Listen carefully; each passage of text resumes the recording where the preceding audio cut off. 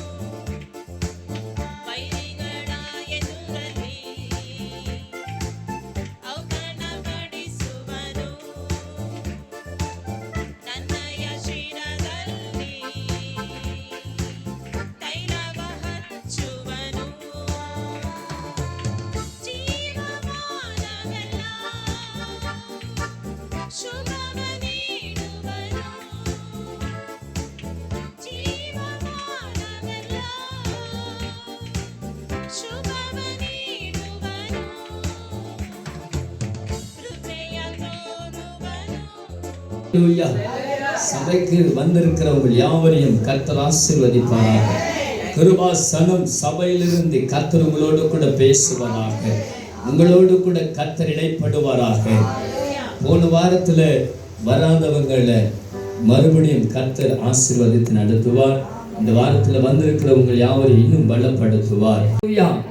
ஆவியானவர் மற்றும் எப்படியா இருக்கு? ஆதியாகமம் 1ஆம் அதிகாரம் 2வது வசனம். ஆதியாகமம் 1:2, ಆದಿಕಾಂಡ 1:2. ಭೂಮಿಯು ಕ್ರಮವಿಲ್ಲದೆಯೂ ಬರಿದಾಗಿಯೂ ಇತ್ತು, ಆದಿ ಸಾಗರದ ಮೇಲೆ ಕತ್ತಲಿತ್ತು, ದೇವರ ಆತ್ಮವು ಜಲ ಸಮೂಹಗಳ ಮೇಲೆ ಚಲಿಸುತ್ತಿತ್ತು. ಅಲೋ ಬ್ರದರ್, ಒಂದು ಗಾಳಿ ಅಂದ ಮೇಲೆ ಆ ಗಾಳಿ ಬೀಸ್ತಾ ಇತ್ತು ತಾನೇ ಹೇಳಬೇಕು. ಇದರಲ್ಲಿ ಏನು ಹೇಳ್ತಾ ಇದೆ? ಇದರಲ್ಲಿ ಚಲಿಸುತ್ತಿತ್ತು. ಶಕ್ತಿ ಚಲಿಸುತ್ತದಾ ಹೇಳಿ? ಶಕ್ತಿ ಚಲಿಸಕ್ಕೆ ಸಾಧ್ಯನಾ? ಗಾಳಿ ಚಲಿಸಕ್ಕೆ ಸಾಧ್ಯನಾ?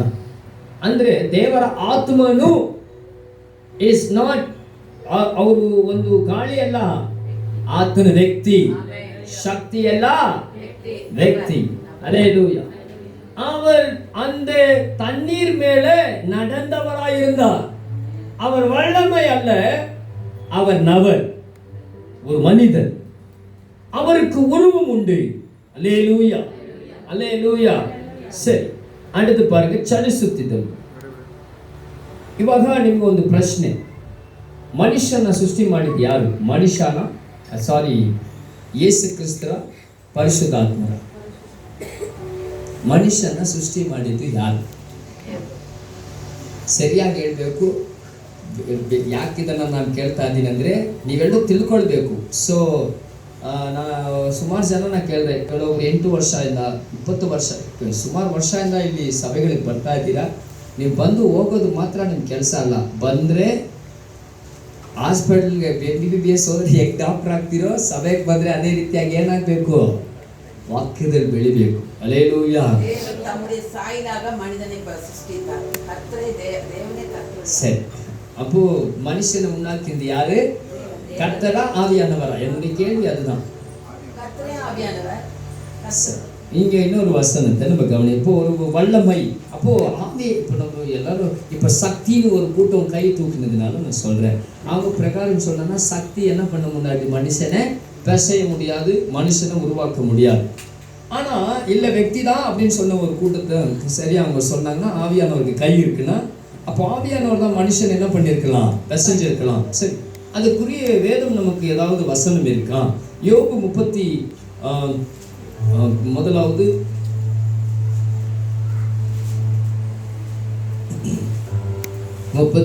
அதிகாரம் 4வது வசனத்தை கவனிச்சு பாருங்க. 33:4. ಯಾರಿಂದ ನಾನು ನಿರ್ಮಿತನಾಗಿದ್ದೇನೆ? ಹಲೋ ಬ್ರದರ್, ನಾವು ಯೇಸು ಸ್ವಾಮಿ ಕರ್ತನಾದ ದೇವರು ನಮ್ಮನ್ನು ಸೃಷ್ಟಿ ಮಾಡಿದ್ರು ಅಲ್ವಾ? ಅದು ನಿಜಾನೇ, ಅದು ಸತ್ಯನೇ. ಆದರೆ ಇನ್ನೊಂದೇನೆಂದ್ರೆ, ಒಬ್ಬ ವ್ಯಕ್ತಿ ಮಾತ್ರ ನಮ್ಮನ್ನು ಸೃಷ್ಟಿ ಮಾಡಿಲ್ಲ, ಅವ್ರ ಜೊತೆ ಇನ್ನೊಬ್ರು ಸೇರಿದ್ದಾರೆ. ಏನ್ ಹೇಳ್ತಾ ಇದೆ ಇಲ್ಲಿ ವಾಕ್ಯನ ಗಮನಿಸಿ ನೋಡಿ. ದೇವರ ಆತ್ಮನು ನನ್ನನ್ನು ನಿರ್ಮಿಸಿದ್ದಾನೆ. ஆத்துன்னு நன்னன்னு அவர் என்ன பண்ணிருக்கார்? பிரசஞ்சிருக்கிறார், உருவாக்கியிருக்கிறார். ஆவியானவர் காற்றல்ல, ஆவியானவர் நபர். ஆவியானவர் பிரசைந்தார், ஆவியானவர் உருவாக்கினார். தப்பா புரிஞ்சுக்க கூடாது. அவர் வல்லமை, அவர் காத்து. நீங்க ரொம்ப பேர் சொல்றாங்க, உச்சுங்க உச்சுங்க உங்க வல்லமைய. ஆனா ஊத்துறதுக்கு அதெல்லாம் தண்ணியா? ஆவியானவரை நாம் அறிந்து கொள்ளணும். அவர் காற்றல்ல, அவர் ஒரு நபர். உங்க அப்பா உங்க அம்மாவுக்கு என்ன கனம் பண்றீங்களோ அந்த ஆவியானவருக்கு அதே கனத்தை கொடுக்கணும். கர்த்தராகிய இயேசு எப்பேர்ப்பாய் நீங்க எந்த பார்வை நீங்க பார்க்குறீங்களோ அதே பார்வை நாம் ஆவியானவரை தான் பார்க்கணும். சர்வ வல்லமையாக தேவனை நாம் பார்க்கணும். அல்லேலூயா.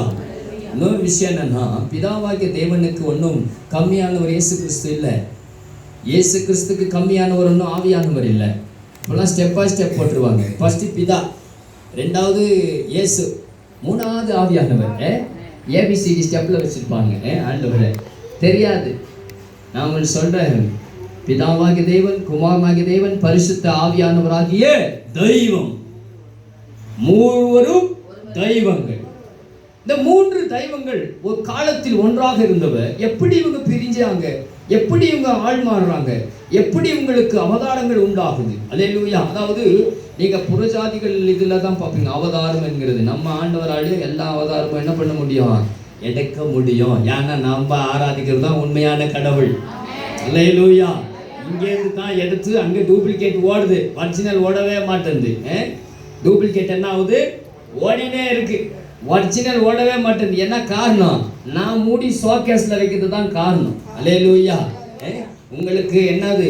ஆண்டவர் உங்களை வாளாக்காமல் தலையாக்குவார், கீழாக்காமல் மேலாக்குவார். உங்களை ஆண்டவர் ஆசீர்வதித்து பெருக்க செய்வார். அந்த கூட்டத்துக்கு தான் செவியா போகுது. அப்பதான் கண்ணை கட்டியா மூடுது, ஜபிக்குது. அல்லேலூயா. வசனத்தை சொன்னா வசனமா இருக்கு. வசனத்தை சொன்னா வசனமா இருந்தா கடைசியில மசானம் தான் போய் சேரணும்.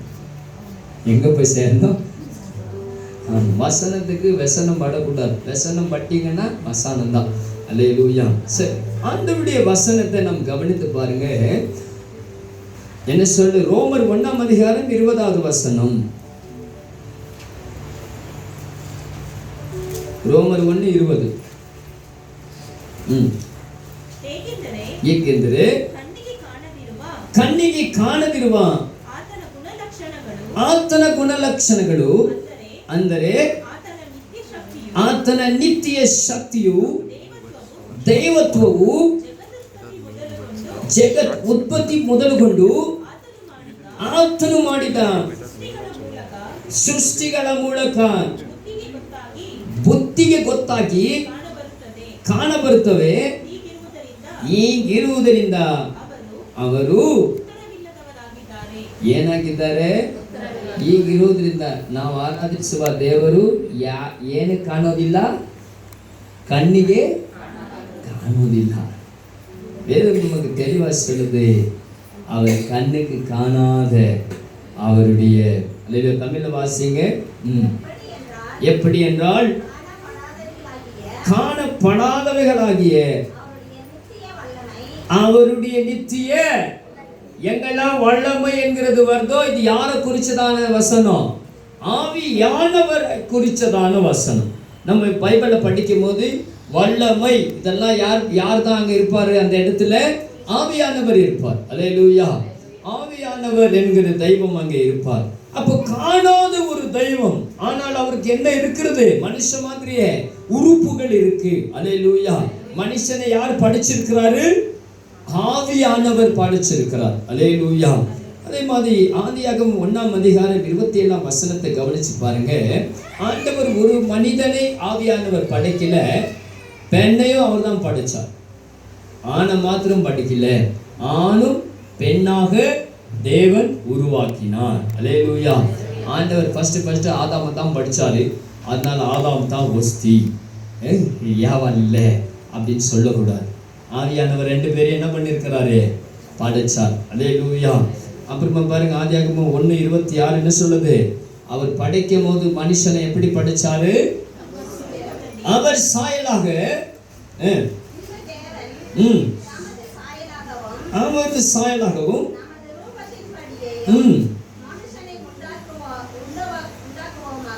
சாயல்னா என்ன? அதுதான் நீங்க கத்துக்கொள்ள வேண்டும். சாயல்னா என்ன? சாயல்னா என்ன? சாயல் அப்படின்னா அக்கினின்னு அர்த்தம். சாயல்னா என்ன? அக்கினி. சாயல் அப்படின்னு சொன்னா வல்லமை அப்படின்னு அர்த்தம். சாயல் அப்படின்னா ஆவியானவர் என்கிறது அர்த்தம். சாயல், சாயல்னா என்ன? ஃபயர், நெருப்பு.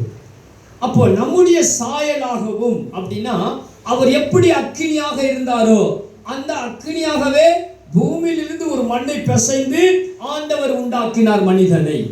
அப்ப அந்த நெருப்பு என்னவா மாறுது? உருவாக்கும் போது மனுஷனுக்குள்ள நெருப்பா மாறுது அந்த மண்ணு.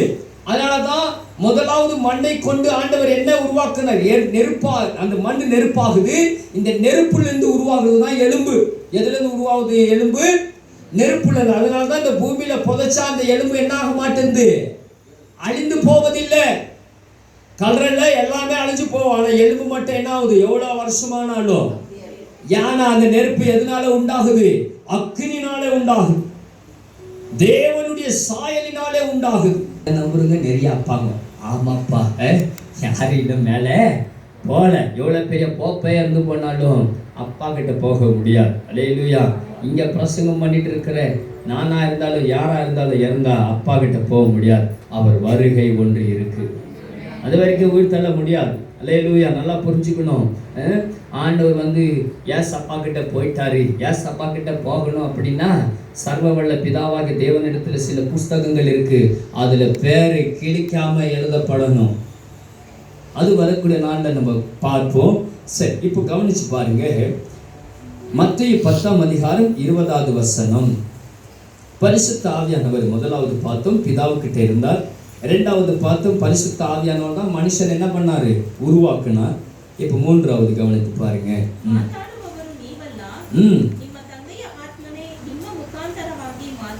ಯಾರು ಮಾತಾಡೋದು ಇವಾಗ? ಶಕ್ತಿ ಮಾತಾಡಲ್ಲ, ವ್ಯಕ್ತಿನೇ ಮಾತಾಡೋದು. ಪಕ್ಕದಲ್ಲಿ ಹೇಳಿ, ಶಕ್ತಿ ಹೇಳಿ, ಪರವಾಗಿಲ್ಲ ಬ್ರದರ್. ಶಕ್ತಿ ಪೇಸಾದು ನವರ್ದಾನ್ ಪೇಸುವ.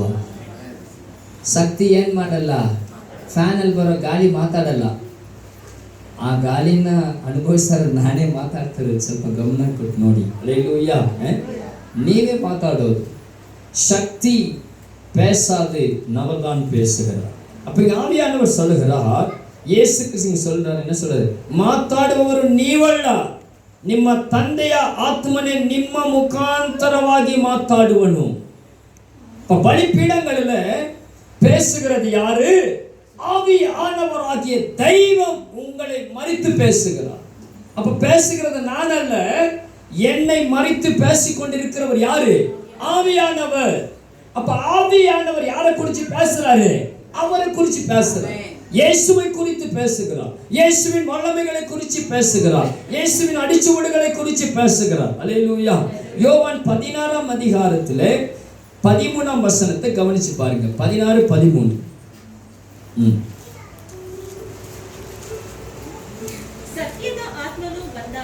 ಯಾರು ಬಂದಾಗ?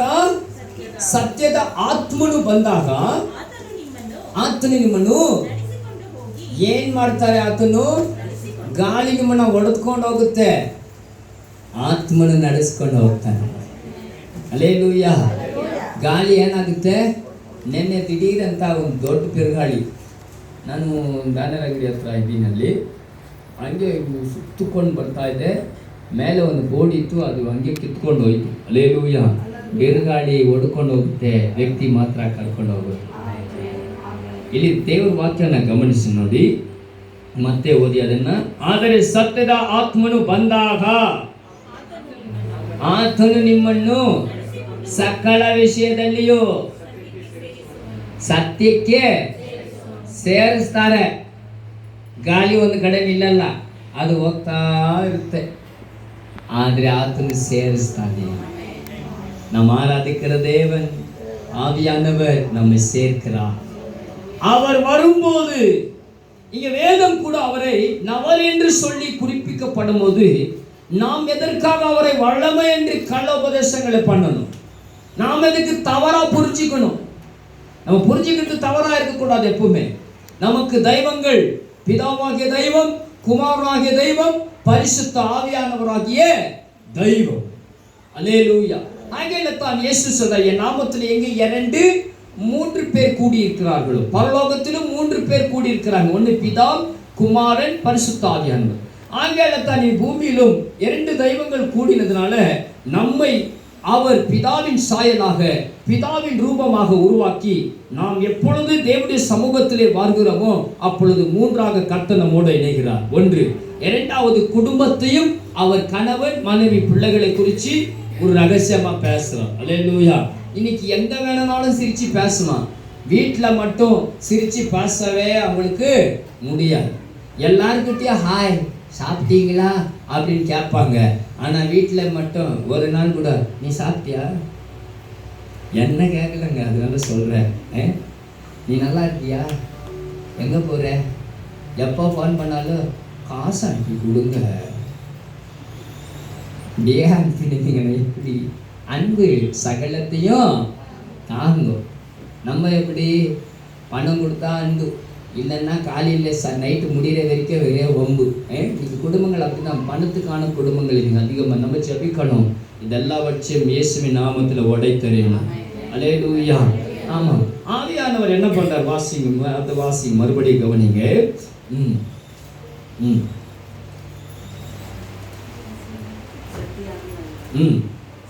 16-13 ಸತ್ಯದ ಆತ್ಮನು ಅವರು வரும்போது ஒன்னு ரெண்டு சத்தியம் இல்ல, சகல சத்தியத்துக்குள்ளும்.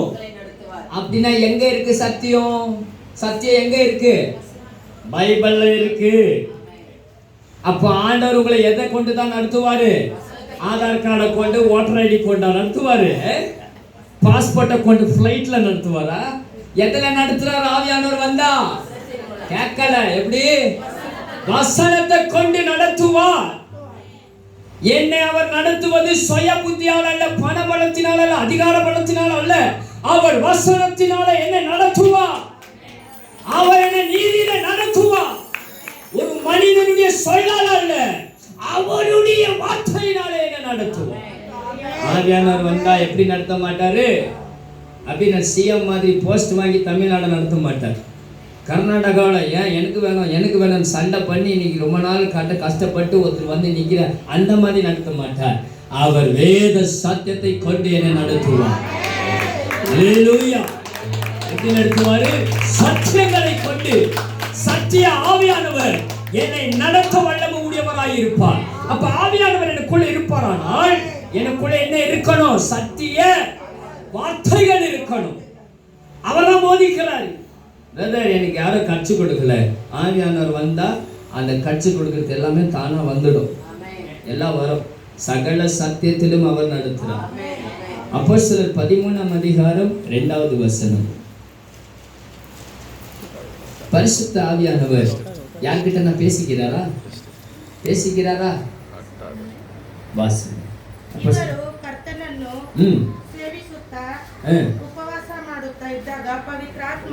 ಪವಿತ್ರ ಆತ್ಮನು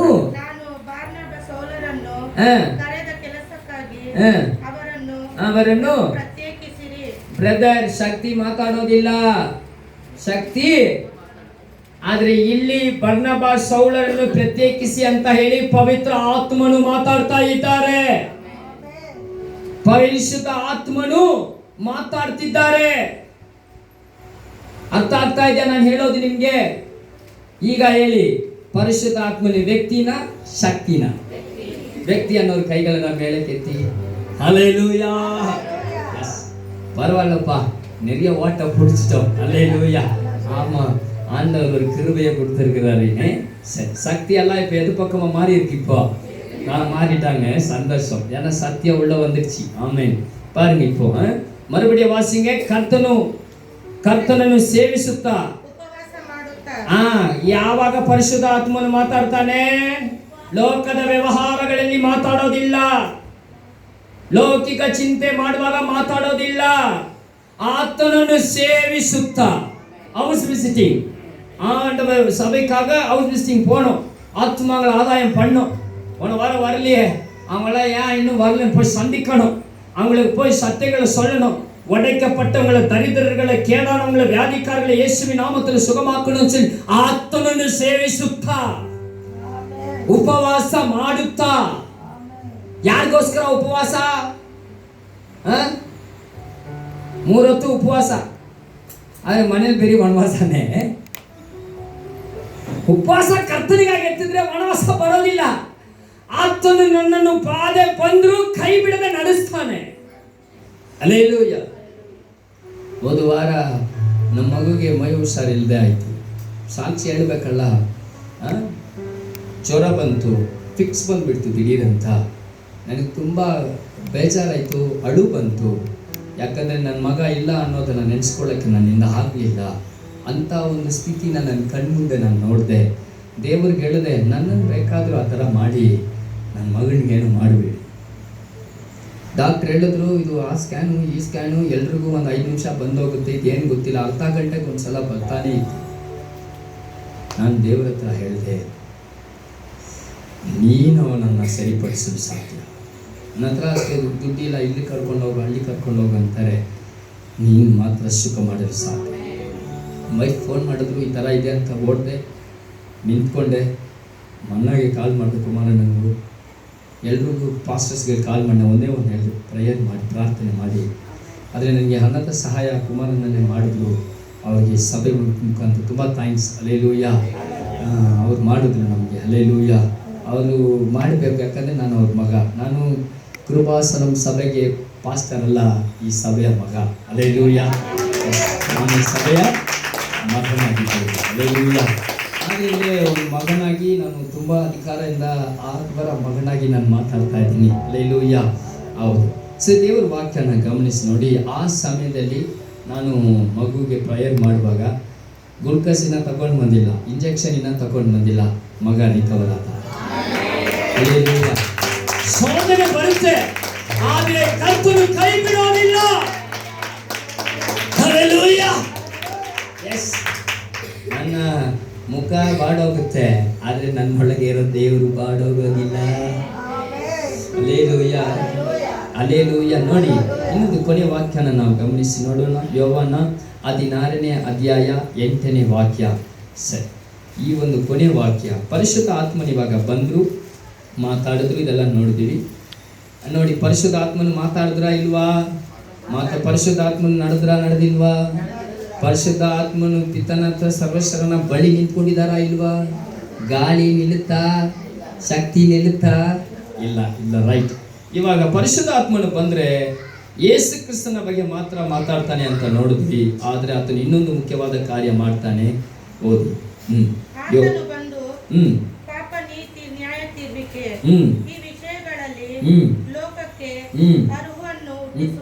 ಏನ್ನ ಹುಟ್ಟಿಸ್ತಾನೆ? ಪರಿಶುದ್ಧ ಆತ್ಮನು ಬಂದ್ರೆ ಅರ್ಹನು ಹುಟ್ಟಿಸುತ್ತಾನೆ. ತಮಿಳ ವಾಸಿಂಗೆ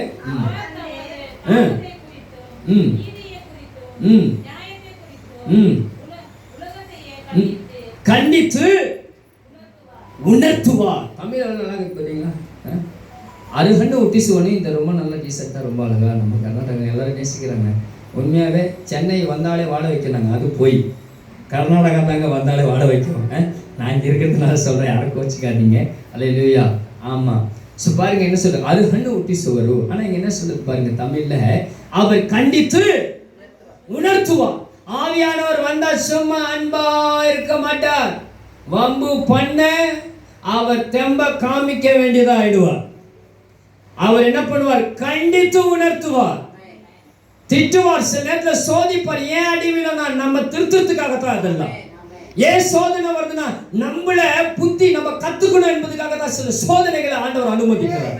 ஏன் இவ்வளவு நீங்க நிறைய பேர் எவ்வளவு ப்ரைல இருந்து சில கடன், சில விதமான பிரச்சனைகள் வச்சு, ஏன் இதெல்லாம் அவர்தான் நம்மளை வந்து திருத்துறாரு. எங்கேயோ ஒரு இடத்துல, ஏன் இந்த மாதிரி எங்கேயோ ஒரு இடத்துல யாரா இருந்தாலும் நானா இருந்தாலும் நீங்களா இருந்தாலும் கர்த்தர் ஏதோ ஒரு இடத்துல நம்மளை திருத்துறாரு.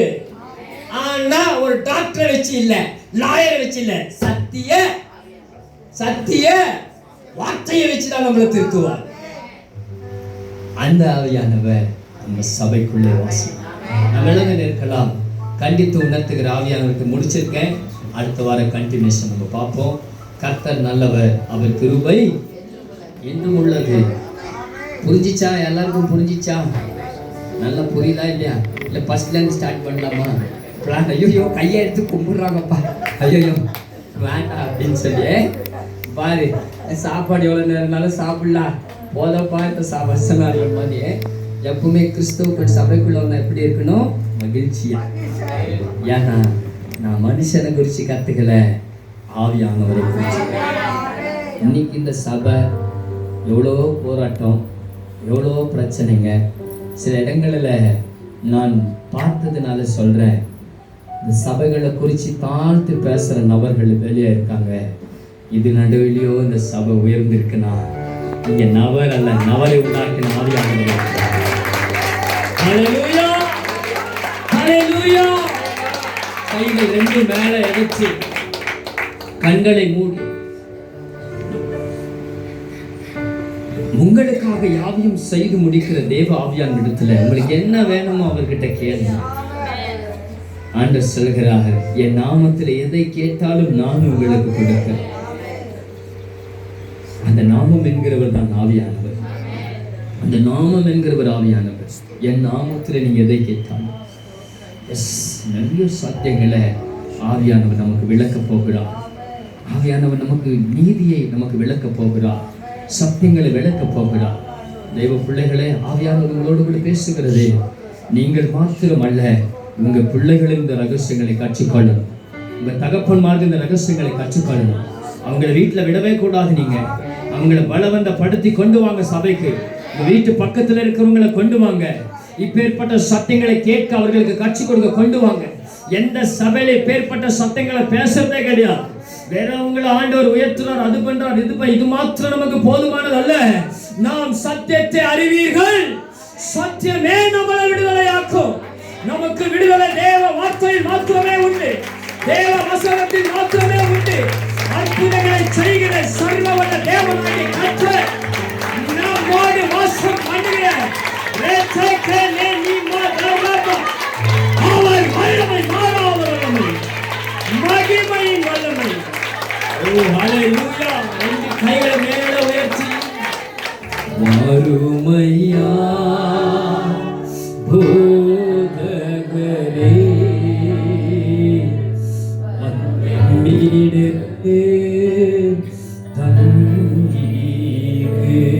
அந்த போதகர் ஆவியானவர் மறுமையா போதகரே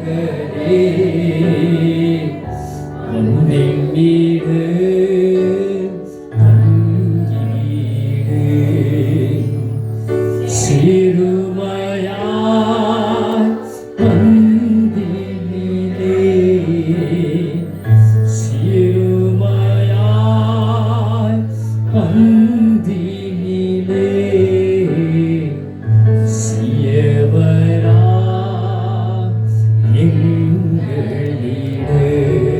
சொல்லுங்க, சியவரா எங்களிடே. ஒளி மங்கே இரும் ஆற்றே உத்தமனே வாருமையா. ஆவியானவரே, என் பிள்ளைக்கு நடுவில் வாங்க, என் குடும்பத்துக்கு நடுவில் வாங்க, என் வீட்டு சூழ்நிலையை மாற்றுவாங்க. சூழ்நிலையை மாற்றுகிற ஒரு நபர் உண்டு, அவர் ஆவியானவர். அவர் வந்தால் எல்லாம் மாறும். ஆவியானவர் எங்கே உண்டோ அங்கே விடுதலை உண்டு, அங்கே அற்புதங்கள் உண்டு, அங்கே அபிஷேகம் உண்டு, அங்கே சத்தத்தை குறித்து தான் அறிகிற ஞானம் உண்டு. வேத வசனத்துக்கு இடம். உங்க வீடுகளில் வேதத்தை தரங்க, படிங்க. அதுக்கு முக்கியத்துவத்தை கொடுங்க. ஒரு சாதிகளை கவனித்து பாருங்கள். அவர்கள் எப்படியாக சத்தியத்தை அறியாமல் இருந்தாலும் அந்த கற்களை கொண்டு பலிபீடம் என்று சொல்லி வைத்து அவர்களுக்கு முன்பாக கெட்டதையும் பேசுவது கிடையாது. அவர்கள் நடக்கும்போது வரும்போது கனப்படுத்தி கொண்டே நடக்கிறார்கள். ஆனால் சத்தியமுள்ள தேவன் வார்த்தையை சுமந்திருக்கிற இந்த வேதத்துக்கு நாம் கொடுக்கிற கனம் என்ன, நாம் கொடுக்கிற நேரம் என்ன? நமக்கு பயம் வந்தால் தலைக்காணிக்கல்ல தேவனுடைய வார்த்தை நம் ஆத்மாவுக்காக கொடுக்கப்பட்டது. இனிய வேதம் என் கைகளில் சுமக்கப்படும். அநேக ஆத்மாக்களை கொண்டு வர என் கைகள் பிரயோஜனமாய், என் ஆத்மா பிரயோஜனமாய் மாறும். இந்த உறுதியை எடுத்துக்கொள்ளுங்க. ஒருவருக்கு ஒரு கர்த்தருக்குள்ள சமாதானத்தோட கர்த்தர் உங்களை ஆசீர்வதித்து நடத்துவார்.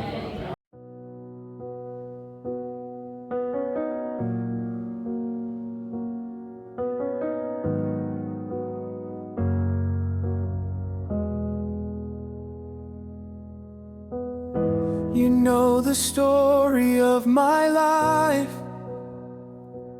full of twists and turns along the way.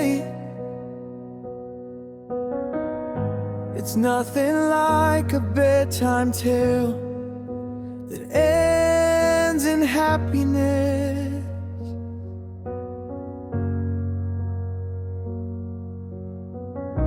I've fallen down so many times, drowning in my broken state. The world